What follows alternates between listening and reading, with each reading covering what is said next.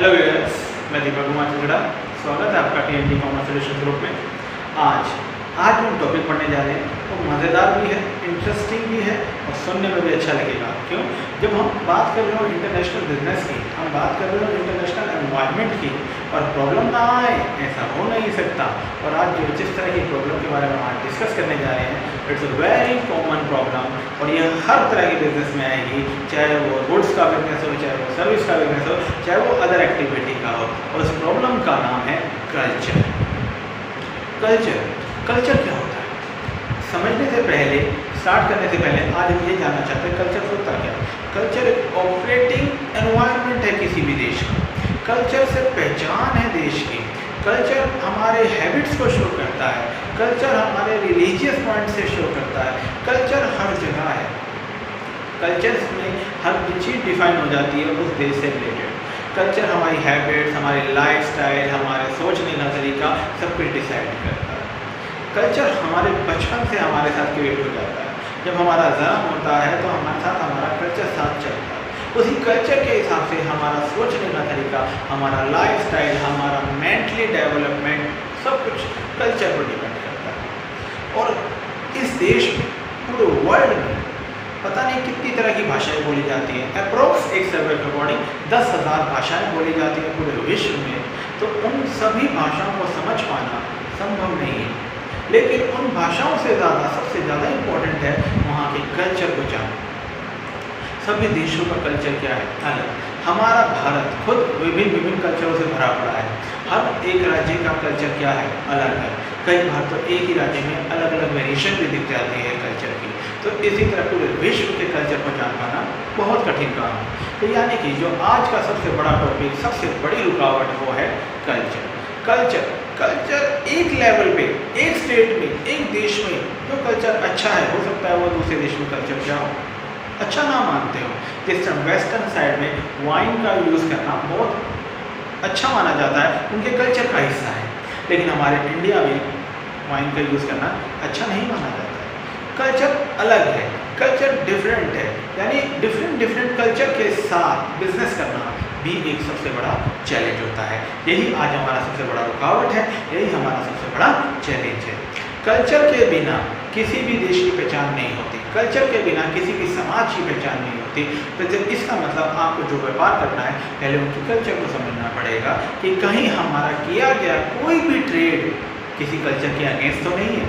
अगर वो बिजनेस या कोई भी एक्टिविटी उनके कल्चर के अपोजिट होगी तो जाहिर सी बात है वो बिजनेस वहाँ पर स्टैंड नहीं कर सकता। यानी कि आज जो हमारा सबसे इम्पोर्टेंट टॉपिक है वो है कल्चर। कल्चर क्या होता है? कल्चर जैसे कहते हैं ना, कंप्यूटर में एक सॉफ्टवेयर होता है जिसके बेस पर सारा काम चलता है। इसी तरह हमारी ह्यूमन बॉडी में हमारा कल्चर ही वर्क करता है। उसी कल्चर को ध्यान रखिए, यानी कि इट्स ए सॉफ्टवेयर, एक सॉफ्टवेयर की तरह है हमारा कल्चर, जो हमारे को उसी तरीके से समझना, सोचना, बोलना, जीना सिखाता है। यानी कल्चर के जरिए ही हम अपनी अंडरस्टैंडिंग कर पाते हैं। जैसे अलग अलग धर्मों में अलग अलग मान्यताएं हैं, तो वो भी उनका एक कल्चर है।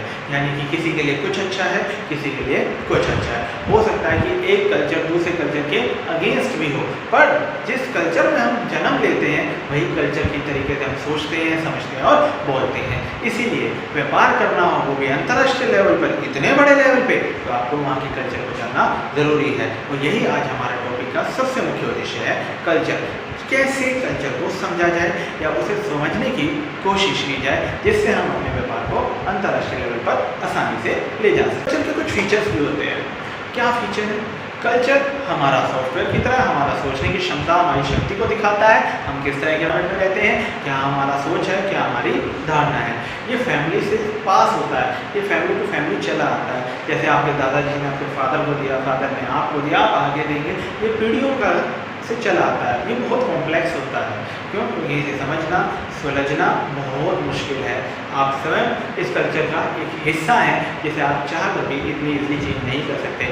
यानी कि एक पॉइंट और है, इसे चेंज करना शॉर्ट रन टाइम में या सब कुछ समय में संभव नहीं है। ये वेरी कॉम्प्लेक्स है, ये बचपन से चला आता है, और इसके जरिए ही हमारा मेंटली लेवल, सोसाइटी का लेवल, जीने का तरीका, लाइफस्टाइल, धर्म को मानने का तरीका, सब कुछ इसी कल्चर के ऊपर डिपेंड करता है। हम कल्चर से रिलेटेड भी चैलेंजेस पढ़ेंगे।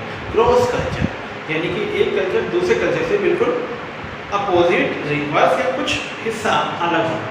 हम कल्चर के क्रॉस चैलेंज के बारे में सुनेंगे। Country to country variation, difference culture में। आप कंट्री टू कंट्री क्यों करते हैं? सेम नेशन में ग्रामीण क्षेत्र में और शहरी क्षेत्र में कल्चर अलग अलग हो सकता है। तो दो देशों के कल्चर का सेम होना बहुत मुश्किल काम है, कल्चर में वेरिएशन हो सकती है।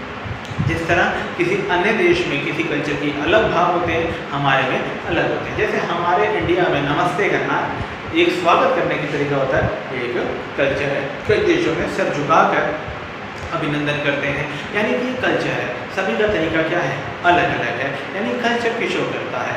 यानी कि डिफरेंट कंट्री टू कंट्री, अलग अलग देशों में अलग अलग कल्चर हो सकते हैं। जिस जगह पर जिस कल्चर की मान्यता ज़्यादा होगी, वहाँ पर उसी कल्चर के तरह कोई फॉलो करके बिजनेस को चलाया जा सकता है। यानी कि एक देश के अंदर अलग अलग राज्यों में, अलग अलग शहरों में, अलग अलग जगहों पर कल्चर अलग अलग हो सकता है। वैसे अलग अलग जगह देशों में भी कल्चर क्या होते हैं? अलग अलग होते हैं। यानी ये सबसे मुश्किल काम है कि सभी देशों के कल्चर को समझ पाना और उस तरह। हाँ, इसके लिए संभवता है हमें वहाँ के एक्सपर्ट, लोकल अथॉरिटी या लोकल पर्सन्स को हायर करना पड़ता है, जो उस कल्चर को समझ के अपने हमारे व्यापार को आगे ले जा सकें। पर ये एक कॉस्टली एक मैटर है, क्योंकि सभी देशों के अंदर या मोस्टली जिन जिन देशों में आपका व्यापार चलता है, वहाँ पर इस तरह का एक्सपर्ट हायर करना एक कॉस्टली मैटर है, एक कॉस्टली वे है। इसीलिए एक चैलेंज है दूसरे देश के कल्चर को समझना। कल्चर प्रॉब्लम के साथ जो दूसरा प्रॉब्लम होता है वो होता है लैंग्वेज, भाषा का। लगभग 10,000 भाषाएं बोली जाती हैं पूरे विश्व में। क्या सभी देशों की भाषाएं सेम है? नहीं, कहीं इंग्लिश है, कहीं हमारे देश में देख लीजिए हिंदी है, कहीं चाइनीज़ है, कहीं जैपनीज़ है।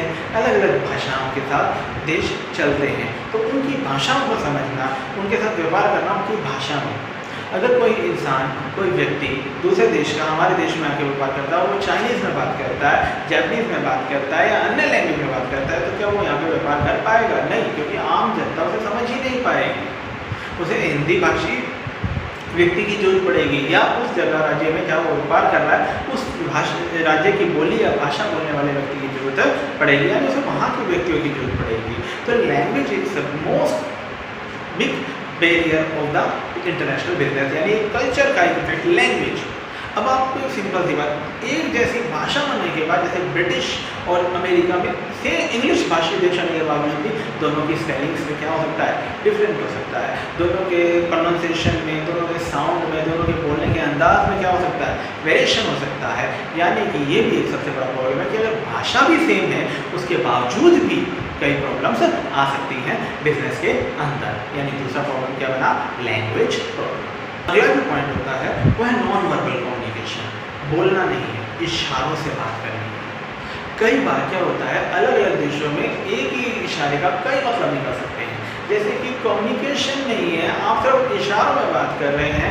आपका जो इशारा है वो एक कल्चर के लिए अच्छा भी हो सकता है और दूसरे कल्चर के लिए अलग भी हो सकता है, यानी नेगेटिव भी हो सकता है। यानी वो कल्चर आपके लिए नेगेटिव प्रॉब्लम्स हो सकता है। जैसे मैं आपको एक छोटा सा नॉन वर्बल कम्युनिकेशन दिखाता हूँ। जब आप लोग किसी से कहते हैं बेस्ट ऑफ लक, तो आप कैसे कहते हैं? इस तरीके से आप साइलेंटली कुछ ना बोले, ये इशारा करते हैं बेस्ट ऑफ लक। लेकिन यही इशारा अगर घूम के यूँ हो जाए तो ये इंसल्टिंग का हो जाता है, यानी कि अलग अलग मैटर में हो जाता है। अब ये एक मैटर, इस तरह का कम्युनिकेशन एक इंसल्टेड कम्युनिकेशन है। लेकिन जब आप कोई कहते हैं मैं हारा या जीता, तो वो सामने वाला तभी भी इशारा करते हैं, सेम इशारा है, लेकिन ये इंसल्ट का नहीं, ये हारने का इशारा हो जाएगा। यानी कल्चर में अलग अलग वेरिएशन हो सकती हैं। जिस तरीके से हम अलग अलग आइस ब्लिंक करना हमारे कल्चर में या किसी अन्य कल्चर में अच्छा भी हो सकता है और दूसरे कल्चर में हो सकता है वो बुरा भी हो। तो विसल ब्लो करना, सीटी बजाना एक कल्चर में हो सकता है अच्छा हो, दूसरे कल्चर में क्या हो? बुरा हो। यानी नॉन वर्बल कम्युनिकेशन जो वेरी बिग प्रॉब्लम, यानी ये कल्चर का पार्ट है कि उनके कल्चर में उस कम्युनिकेशन को जो साइलेंट है, एक इशारे से हो रहा है, उसका मतलब क्या निकाला जाता है। यानी ये कल्चर टू कल्चर डिफरेंट हो सकता है। यानी कि एक इशारा दूसरे नेशन में क्या हो सकता है? अच्छा भी हो सकता है और बुरा भी हो सकता है। सेम मतलब है, सेम वैल्यू है, सेम इंप्रेशन है, पर क्या है मतलब क्या हो गए? अलग अलग। इसी तरह इन लैंग्वेज या नॉन वर्बल कम्युनिकेशन को समझना भी एक चैलेंज होता है कल्चर बैरियर। बड़ा अगला प्रॉब्लम है वो है इक्विटीज़ का डिफरेंस होना, यानी कि भावनात्मक वैल्यू अलग अलग होना, सिंपैथी या किसी के साथ इमोशनली अटैच होना, ये वेरिएशन अलग अलग हो सकते हैं। जैसे हंसना, लाफ्टर, कहते हैं laughter is a good medicine, laughter से अच्छा दवाई नहीं है इस दुनिया में कोई भी, लेकिन इस लाफ्टर के अंदर भी कई मतलब निकल चुके हैं। कई देशों में लाफ्टर हैप्पीनेस का मतलब माना जाता है। जैसे आप किसी के साथ जोक क्रैक करते हैं, आप हंसते हैं, ये एंजॉय है। अगर आप किसी के हार जाने पर उस पर हंसते हैं तो ये उसका मजाक उड़ाना है। यानी कि एक ही जैसी हंसी, एक ही जैसा इंसान, फिर भी लाफ्टर के मतलब बदल गए।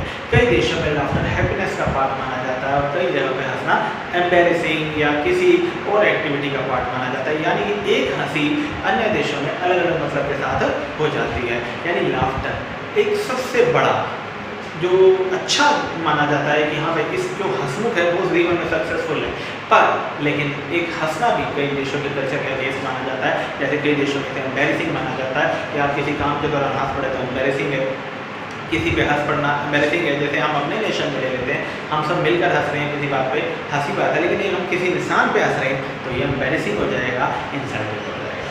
हैंडशेक, हैंडशेक हाथ मिलाना, वैसे तो हाथ मिलाना कोई बुरी बात नहीं है, ये तो सोशल का, समाज का और एक बिजनेस में तो बहुत आम बात है, लेकिन ये भी कल्चर का सबसे बड़ा रुकावट है ना हैरानी का विषय।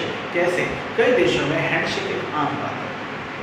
हमारे देश में आज भी handshake for the female point of view not the part of the culture, अच्छा नहीं मानते, शाइनेस फील होती है। कई बार आपने देखा होगा कि शायद हाथ मिलाने पे कोई boy and girl hand shake करे, इज़ अ वेरी डिफरेंट। और मोस्टली आज के समय में कई देशों में हैंड शेक करना चाहे doesn't effect who are you, boy and girl is a normal part, यानी hand shaking is a normal part. अगर आप दूसरे देश में बिजनेस कर रहे हैं, आप वहाँ पे जाते हैं, वो आपसे हैंड शेक के लिए करते हैं, आप अपना हाथ आगे नहीं बढ़ाते because not a part of the culture, तो then you can't survive on those environment, आप उस एनवायरनमेंट में सर्वाइव नहीं कर पाएंगे। क्यों? क्योंकि इनके लिए आम बात है। जैसे एक छोटी सी लाइन में बोलता हूँ, हमारे नेशन में कोट पैंट पहनना एक ओकेजनली या किसी की शादी या किसी के घर कोई खुशी, किसी उस कर्म मौके पर पहना जाता है, पर यूएसए में एक कोट पैंट पहनना आम बात है। आप घर में सुबह तैयार हुए आपने कोट पैंट पहन लिया, यूएसए में नॉर्मल बात, because it is a part of a culture such that. और हमारे में कोट पैंट पहनना, जैसे हम किसी शादी पे जा रहे हो, समारोह में जा रहे हो, यानी कि ये कल्चर है, डिफरेंट है। यानी एक ही जैसी बात अलग अलग देशों में अलग अलग तरीके से क्रिएट की जा सकती है। डिस्टेंसिंग, डिस्टेंस कहते हैं जब किसी बात करनी हो तो कम से कम 5-6 फीट की दूरी रखें, थोड़ा सा हाथ, एक हाथ का फासला रखें। एक अच्छा मैसेज होता है कि आप साथ में ना खड़े हों, उसके आमने सामने उसके मुंह पर ना खड़े रहें। लेकिन ये भी एक वैल्यू है, कई जगह पे किसी डिस्टेंस को अप्रोप्रिएट माना जाता है और किसी देश में किसी भी डिस्टेंस को अप्रोप्रिएट नहीं माना जाता। यानी कि डिस्टेंसिंग भी एक सबसे बड़ा प्रॉब्लम है। कई जगह पर, कई देशों में डार्क कॉम्प्लेक्शन को अच्छा नहीं मानते, उसे डिस्टेंस मेंटेन करके रखते हैं। तो यानी कि ये भी क्या है, एक कल्चर की रुकावट है जिसमें किसी का कोई रोल नहीं है, किसी का कोई गलती नहीं है, फिर भी उसकी बेवजह, वो कल्चर की वजह से वहाँ पर उसको बिजनेस चलाने में क्या आएगी, प्रॉब्लम्स आएंगी। यानी कि एक बेवजह एक छोटा सा कल्चर जो दूसरे देश में फेवरेबल है और अन्य देश में क्या हो सकता है, अनफेवरेबल हो सकता है। यानी डिस्टेंसिंग, एप्रोप्रिएट डिस्टेंसिंग, कॉम्प्लेक्शन, आपका बोलने का तरीका, आपके हाथ मिलाने का तरीका या ना मिलाना, ये लैंग्वेज, ये सारी की सारी प्रॉब्लम्स हैं इक्विटीज़ की। यानी कि ऐसा अजम्पशन जो एक कल्चर में तो फेवरेबल है और दूसरी कल्चर में बिल्कुल अनफेवरेबल है, यानी कि उसको वो मानते ही नहीं है। इसी वजह से, इस चीज़ को भी वजह से बिजनेस चलाना क्या हो जाता है, कल्चर में प्रॉब्लम ला देता है। यानी कल्चर इस दुनिया का सबसे बड़ा रुकावट है किसी भी बिजनेस का। शायद कोई अन्य बिजनेस रुकावटें निकाली जा सके, कम की जा सके, पर कल्चर को समझे बिना किसी देश में व्यापार करना संभव नहीं है। सबसे बड़ा प्रॉब्लम प्रेस्टीज, इससे बड़ा समस्या कोई नहीं है।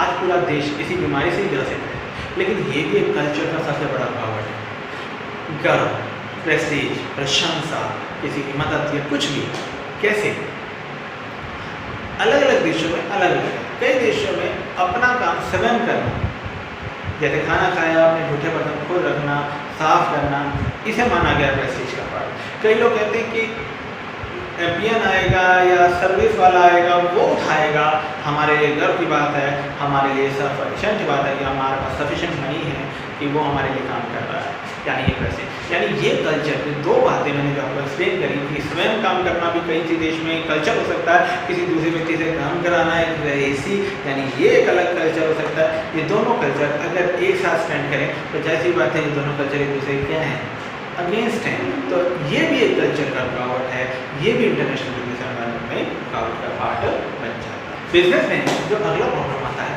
वो बिजनेस प्रैक्टिस की बात है, बिजनेस के अंदर कल्चर को फॉलो करने की बात है। दो तरह के कल्चर होते हैं, मोनी क्लोनरिक, पॉली क्लोनरिक। मोनी में क्या होता है, आप सीक्वेंस वाइज काम करते हैं, एक कस्टमर को एक बार अटेंड करते हैं, यानी आपके पास एक नंबर पहले आया तो आप उसे पहले अटेंड करेंगे, फिर दूसरे को, फिर तीसरे को। पर पॉली में क्या होता है, एक साथ सभी को अटेंड कर लेते हैं, सभी को थोड़ा थोड़ा काम स्टार्ट कर देते हैं, सभी गोल्स को क्या कर लेते हैं, इकट्ठा स्टार्ट कर लेते हैं। 10 कस्टमर आए, 10 को इकट्ठा अटेंड कर लिया, तो यानी कि ये अलग कल्चर है, वो अलग, दूसरे देशों में अलग कल्चर है। जिस देश में मोनी को यूज़ किया जाता है, अगर आप पॉली क्लोनरिक एनवायरनमेंट को यूज़ करेंगे, आप वहाँ पर बिजनेस को अटेंड नहीं कर पाएंगे। और जहाँ पे पॉली होता है, अब हम मोनो चलाएंगे तो कहीं हमारा तो नंबर ही नहीं आएगा, हम नहीं करते, क्योंकि आप पहले एक को करोगे फिर दो को, तो वहाँ पर आपके लिए बिजनेस चलाना क्या होगा, टफ कॉल होगा। यानी कि ये भी एक सबसे बड़ा रुकावट है कल्चर का बिजनेस के अंदर। दूसरा पॉइंट है high and low context culture. High और लो कॉन्टेक्स्ट कल्चर इन मीन्स, यानी कि नाम से पता लग रहा है जो यहाँ पर आने वाला जो कस्टमर है, जो हमारा बायर है, वो बहुत स्ट्रेट फॉरवर्ड है, वो आपसे कम शब्दों में बात करेगा, सीधी प्रोडक्ट की बात करेगा, कोई आपसे घुमा फिरा के बात नहीं करेगा, यानी कि सीधी डिसीजन लेगा कि आपको उनसे वो प्रोडक्ट लेना है या नहीं लेना है। हाई में क्या होता है, कस्टमर नॉट स्ट्रेट फॉरवर्ड, ऐसा नहीं कि वो गलत है, वो बहुत जगह से इंफॉर्मेशन कलेक्ट करेगा, आपसे करेगा, किसी अन्य व्यक्ति से करेगा, उसके सब्स्टिट्यूट्स को देखेगा, and after that will decide उसे वो परचेज करना है या नहीं करना है, और क्या आप ही से परचेज करना है या नहीं करना है। इस दोनों तरह के कल्चर भी हमारे बिजनेस के अंदर रुकावट डालते हैं। क्यों? जहाँ पर लो कल्चर है वहाँ हाई स्टैंड नहीं कर सकता, जहाँ हाई है वहाँ पे लो स्टैंड नहीं कर सकता। ये दोनों कल्चर भी हमारे बिजनेस के अंदर क्या है, एक बैरियर का काम करते हैं, रुकावट का काम करते हैं। अगला है इमोशंस, न्यूट्रल कल्चर। न्यूट्रल, ना आपको खुशी दिखा रहा है ना गम दिखा रहा है, जैसे एक सीरियस नॉर्मल, आपको प्रोडक्ट खरीदने का, आप कुछ भी खरीद लीजिए, नॉट एनी एक्सप्रेशन, बिल्कुल ब्लैंक। एक होता है इमोशंस, हंसने के साथ एक्सप्रेशन, आपके भावनात्मक आपसे जुड़ जाएंगे, यानी कि भाव जुड़ेंगे उनके, इमोशंस के साथ आपके साथ काम करते हैं। ये दोनों कल्चर बिजनेस के अंदर क्या करते हैं, इफेक्ट डालते हैं। जैसे जैपनीज एंड यूरोपियन कंट्रीज में क्या है, न्यूट्रल कल्चर है, बिल्कुल ब्लैंक, आपको उनके चेहरे को देखकर ऐसे लगेगा जैसे कोई रिएक्शन ही नहीं है, आप चाहे खरीदें या ना खरीदें, आप चाहे जितनी मर्जी इंफॉर्मेशन कलेक्ट कर लें, नॉट। लेकिन हमारे एशियन यानी इंडियन साइड या एशियन कंट्री में इमोशनली अटैच हो जाते हैं। आप कोई प्रोडक्ट खरीदते हैं, वो अपनी सजेशन भी दे सकता है, हंसी भी सकता है, शाइनेस भी फील कर सकता है, बिल्कुल एज लाइक। जैसे हम कोई प्रोडक्ट खरीदने जाते हैं तो शाइनेस भी हो सकती है, हैप्पीनेस भी हो सकती है, पर जैपनीज में आप चाहे जैसा मर्जी प्रोडक्ट खरीद लें, वो बिल्कुल क्या रहते हैं, न्यूट्रल कल्चर के साथ वर्क करते हैं। कल्चर में जो अगला प्रॉब्लम आने वाला है वो है फैटिलिज्म, भगवान पर विश्वास, भाग्य पर विश्वास। जिस नेशन में जहाँ पर लोग ज़्यादा भाग्य पर विश्वास करते हैं, फैटिलिज्म पे ज़्यादा बिलीव करते हैं, वहाँ का बिजनेस कल्चर क्या है, अलग है। आप जब कहीं घूमने जाते हैं, कहीं देखते हैं, तो वहाँ पर कल्चर के पॉइंट से आप डिस्कस करते हैं। अगर आप अपनी मेहनत पर विश्वास करते हैं, आप कहते हैं मैं सब कुछ कर सकता हूँ, not in that part of the ego, सिर्फ एटीट्यूड में कर रहा हूँ तो सभी कर सकते हैं, यानी फैटिज्म पे कम विश्वास करते हैं, अपनी मेहनत पे कम विश्वास करते हैं, वहाँ के कल्चर पे आप अलग तरह से बिजनेस कर सकते हैं। और जहाँ लोग भगवान पे विश्वास करते हैं, वहाँ के कल्चर पे अलग तरीके से ट्रीट किया जाता है। यानी जहाँ पर ज़्यादा फैटिज्म होगा, वहाँ का कल्चर बिजनेस चलाने का अलग होगा, क्योंकि आपको भावनात्मक, ईश्वर, सभी धर्म को वहाँ पर ध्यान रखना पड़ेगा कि किसी की भावना को हित पे चोट ना लगे या कोई प्रॉब्लम ना आए। बट क्या फैटिज्म कम होगा, वहाँ पर आपको लोगों की काबिलियत, टैलेंट या उनकी एक्टिविटीज़ को ध्यान में रखकर अपने व्यापार को कंटिन्यू करना पड़ेगा। फैटिज्म ये भी एक सबसे बड़ा रुकावट है, यानी कह लीजिए सबसे बड़ा चैलेंज है बिजनेस के अंदर। अगली जो प्रॉब्लम है वो सबसे कॉमन प्रॉब्लम है, ये शायद सभी जगह पे होती है या नहीं होती है, कल्चर वाइज डिफरेंट करता है। पावर शेयरिंग किससे, सबॉर्डिनेट से, यानी कि एक मैनेजर की पावर इससे जूनियर, इससे जूनियर, इससे जूनियर, यानी उसके सबॉर्डिनेट के साथ बढ़ जाना। इस कल्चर में इसे फेवरेबल मानते हैं, कई कल्चर इसे बहुत ही अच्छा मानते हैं कि पावर बढ़ जाए, लोगों के काम बढ़ जाए, सभी को आगे बढ़ने का मौका मिले। कई कल्चर में क्या होता है, पावर सेंट्रलाइज कर देते हैं, मेरे पास है, डिसीजन लेने की कैपेसिटी मेरे पास है, मैं क्यों अपनी पावर शेयर करूँ, अगला वो भी सीख जाएगा, वो भी कल मेरे से आगे निकल जाएगा। यानी ये दो भी एक कल्चर है, चाहे आप इसे एटीट्यूड भी कह सकते हैं, पर ये अलग different attitude, different culture business के अंदर रुकावट डालते हैं। कई नेशंस में पावर को बांटना बहुत अच्छा मानते हैं कि काम डिवाइड हो रहा है, सभी को आगे बढ़ने का मौका मिल रहा है, सभी अपनी एफिशिएंसी से काम करेंगे, सभी को आगे बढ़ने का मौका लगेगा। लेकिन कई जगह जहाँ पावर सेंट्रलाइज रखते हैं, यानी बांटना पसंद नहीं करते, उस नेशन में क्या होता है, वहाँ पर अगर पावर शेयरिंग बिजनेसमैन अगर सभी के साथ ऐसी जगह पर काम करेगा जहाँ पर पावर को बांटना पसंद ही नहीं करते, तो उसके लिए क्या आएगा, बिजनेस के अंदर रुकावट आएगी, यानी उसके बिजनेस के अंदर क्या होगा, उसको परेशानी होगी या उसे वहाँ एडजस्ट होने में समय लगेगा, या तो उसे कल्चर के हिसाब से बिजनेस करना पड़ेगा। ये तो हमने कुछ प्रॉब्लम्स पढ़ी, कुछ कल्चर के बारे में जाना क्या होता है, कुछ उनके मतलब समझे। इसी तरह कुछ अप्रोचेज होती है, कहते हैं ना, जहाँ समस्या है अगर कोशिश करें तो वहाँ समाधान भी मिलता है। तो आज ये समाधान की तरफ चलते हैं। पॉलीसेंट्रिक या मोनोसेंट्रिक जैसी एक अप्रोच होती है। बिजनेसमैन को जो दूसरे देश में जाता है उसे उसी अप्रोच के अकॉर्डिंग क्या कर लेना चाहिए, रीजन सेंट्रिक कर देनी चाहिए, यानी कि जिस जगह पर जैसा एनवायरनमेंट है, जिस जगह में जैसा कल्चर है, वैसे कल्चर को फॉलो कर देना चाहिए। पॉलीसेंट्रिक है तो पॉली, मोनो में आप काम करते हैं तो आप पॉली में काम कर लीजिए, यानी रीजन वाइज। हो सकता है एक देश में अलग अलग राज्यों में उसकी 3-4 ब्रांचेज हों, पर हो सकता है एक ब्रांच में पॉली चलता हो, एक में मोनी चलता हो सकता है एक में मिक्स चलता हो। तो यानी क्या है, अपने अप्रोच इस मेथड को बदल दीजिए, यानी चेंज कर दीजिए, वेरिएशन कर दीजिए, मॉडिफिकेशन कर दीजिए अपने प्रोडक्ट में, टाइम जगह यानी प्लेस टू प्लेस, वेरी कर दीजिए जगह से जगह पर, यानी जहाँ जैसा रूप वैसी चीज़ को वहाँ पर बेच दीजिए। सेंट्रिक अप्रोच यूज़ कर लीजिए, मतलब जो आपका होस्ट है, जहाँ आपका मेन है बिजनेस, वहाँ पर जो आप पॉलिसी यूज़ करते हैं वो वहीं पे वैसे ही रहने दीजिए। जिस देश में जाए उनके अकॉर्डिंग क्या कर दीजिए, पॉलिसी को चेंज कर दीजिए। इसका मतलब ये नहीं है कि आप अपनी होस्ट, जहाँ आपकी पेरेंट, जहाँ आपकी बेस यानी शुरुआती कंपनी है, जहाँ आपकी कंपनी रजिस्टर्ड है, वहाँ पर अपने प्रोडक्ट या अपनी वैल्यूज़ को चेंज ना करें।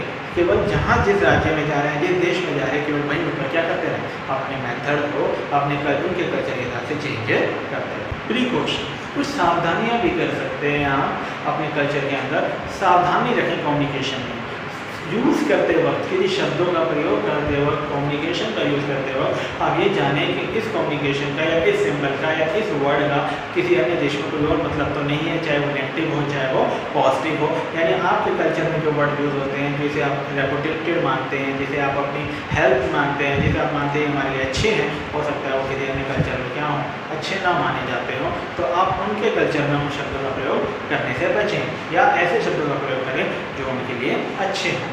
मॉडिफिकेशन, प्रोडक्ट में चेंजेस ले आती है। आपके जिस जहाँ पे आप रहते हैं वहाँ के लोगों का टेस्ट प्रेफरेंस अलग है, तो वहाँ के प्रोडक्ट को जब दूसरे देश में आप लॉन्च करते हैं या दूसरे देश के लोगों के लिए बेचना चाहते हैं तो उसमें मॉडिफिकेशन कर दीजिए, चेंजेस कर दीजिए according as per the culture, as per the requirement, जिससे वो प्रोडक्ट उन्हीं के कल्चर में क्या हो सके, इजीली बिक सके। Cultural shock, handling the cultural shock, यानी कि कल्चर से हैरानी हो गया। तो जब हम किसी अन्य देश में घूमने जाते हैं या किसी अलग जगह में जाते हैं जहाँ हम पहले कभी नहीं गए, तो वहाँ के कल्चर को देख के हैरान होते हैं, अच्छा ऐसे होता है क्या।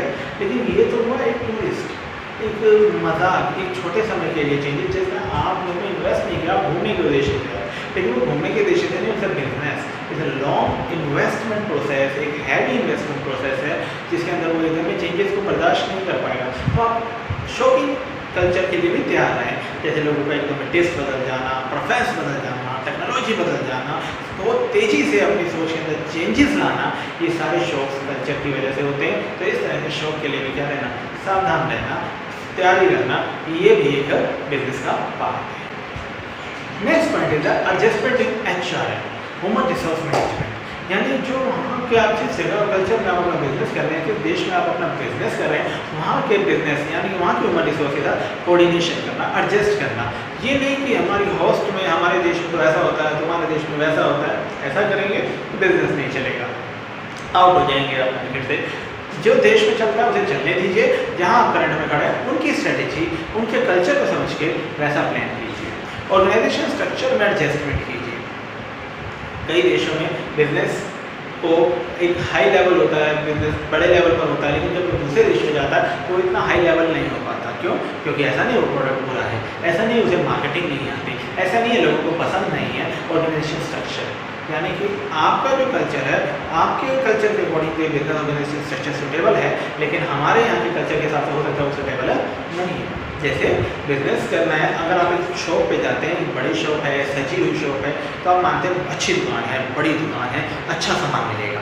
कल्चर की वजह से है, ऐसा नहीं है एक छोटी दुकान पर सामान अच्छा नहीं मिल सकता, एक रेडी वाले पे सामान अच्छा नहीं मिल सकता, मिल तो कहीं से भी सकता है, पर ये कल्चर का इफेक्ट है। ये अच्छी दुकान है, बड़ी दुकान है, मॉल है, एक नाम है, तो यानी कि यहाँ पर प्रोडक्ट अच्छा ही होगा। इसका कोई नाम नहीं है, ये अच्छा नहीं होगा, ये कल्चर की वजह है।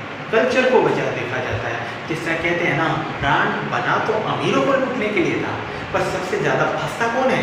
एक पुअर मिडिल क्लास पर्सन। क्यों? दिखावे के चक्कर में बुरी तरह फंस जाता है। यानी कि ब्रांड को हमारे कल्चर में अच्छा माना गया है, लेकिन कई नेशंस ऐसी हैं जो कहती हैं कि ब्रांड केवल अमीरों के प्रोसेस को, मनी को निकालने के लिए बना गया है, लेकिन हमारे कल्चर में इसमें फंस कौन गया? ज़्यादातर मिडिल और पुअर क्लास। यानी ऑर्गेनाइजेशन स्ट्रक्चर कल्चर के हिसाब से क्या हो सकते हैं? वेरी कर सकते हैं। कहते हैं कल्चर को समझना में पूरा जीवन निकल जाता है, चाइल्डहुड होता है, हम अपने इतने लंबे समय से हम अपने कल्चर में जी रहे हैं, हो सकता है हम भी अपने पूरे कल्चर से वाकिफ ना हों। तो एक बिजनेसमैन के लिए अन्य देशों के कितने कल्चर समझ लेगा वो, लेकिन समझ नहीं सकता पूरी, पर कोशिश तो कर सकता है ना, नीड तो हो सकती है ना। क्या आवश्यकता है कल्चर को समझने की? आइए हम इस टॉपिक पर बात करते हैं, need of the understanding of the culture और इफेक्टिव प्रोडक्ट प्लानिंग। अगर हम कल्चर को समझेंगे, वहाँ के कल्चर को जानेंगे, तभी हम उस कल्चर के अकॉर्डिंग क्या कर सकते हैं? इफेक्टिवली प्रोडक्ट बना सकते हैं। जैसे आप लोगों ने कभी नोटिस किया होगा, आपके बगल में, आपके घर के आसपास, आपके शहर में कोई नई दुकान खुलती है, उस दुकान पर आप जाते हैं तो सामान देखते हैं, कुछ भी देखते हैं, तो देखते हैं आपको वहाँ पर ज़्यादा वैरायटीज नहीं मिलती, थोड़ी थोड़ी सारी चीज़ें मिलती हैं। लेकिन आप जब महीने बाद जाते हैं तो कुछ वैरायटी बहुत ज़्यादा होती हैं, कुछ वैरायटी को पहले से कम कर चुका होता है, और कुछ वैरायटी न्यूट्रल होती हैं। आप पूछते हैं, पहले तो आपने सब कुछ नॉर्मल रखा था, अब ये प्रोडक्ट ज़्यादा क्यों? क्योंकि तब उसकी डिमांड ज़्यादा है। उसने वहाँ के लेवल को समझा, वहाँ के कल्चर को समझा कि यहाँ पर लोग सस्ती चीज़ ज़्यादा खरीदना पसंद करते हैं, ब्रांडेड खरीदना पसंद करते हैं या नॉर्मल। तो उसने देखा यहाँ पर, मान लीजिए कि सस्ती चीज़ को ज़्यादा प्रेफर करते हैं, तो वो छोटी आइटम्स या सस्ती आइटम्स को ज़्यादा भरेगा कंपेयर दें बड़े मार्केट यानी बड़े प्राइस वाली चीज़ों को, जिससे उसकी मनी ब्लॉक ना हो। लेकिन अगर वहाँ पर मान लीजिए प्रोडक्ट के ऊपर मरते हैं, ब्रांड के ऊपर मरते हैं, तो वो कॉस्टली चीज़ों को प्रेफर करेगा, ब्रांडेड चीज़ों को प्रेफर करेगा कंपेरिजन देन लोकल या अनब्रांडेड प्रोडक्ट को। तो यानी कि कल्चर को समझना आवश्यक है कि आप प्लानिंग कर सकते हैं अपने प्रोडक्ट के लिए। अगला जो पॉइंट है वो हमारा है प्रोडक्ट को प्रमोट करने का, एडवर्टाइजमेंट का।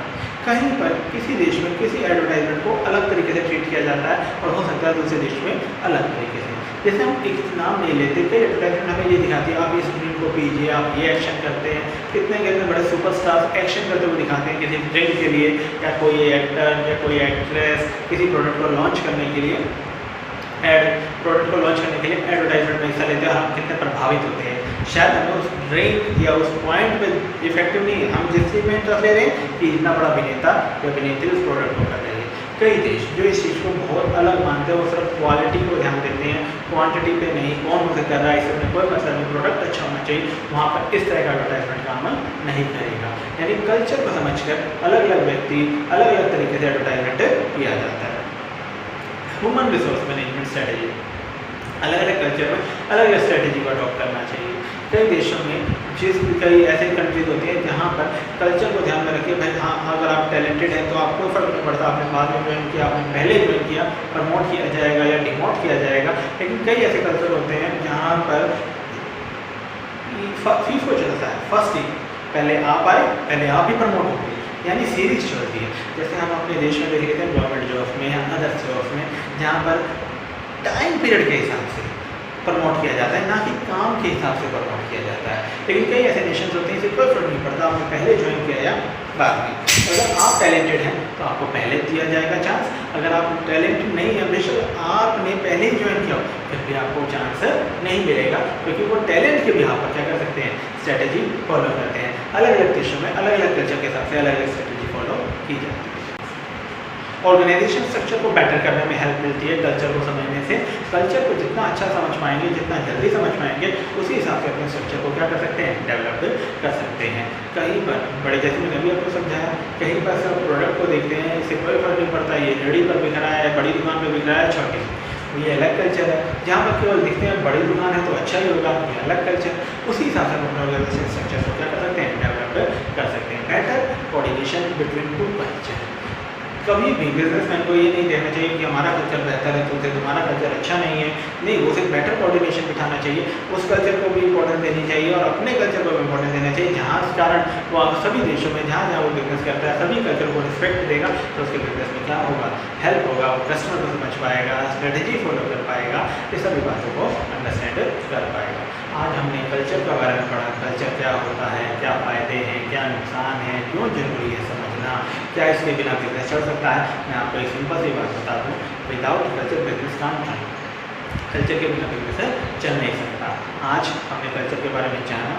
आज की क्लास में बस इतना ही।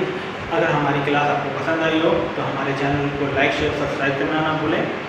हमारी अन्य क्लासेस को देखने के लिए, चाहे वो आईटी से जुड़ी हो, चाहे वो टेक से जुड़ी हो, चाहे इंटरनेशनल, तो हमारे डिस्क्रिप्शन में उसके लिंक दिए हुए हैं, वहाँ से जाकर आप उन क्लास को देख सकते हैं।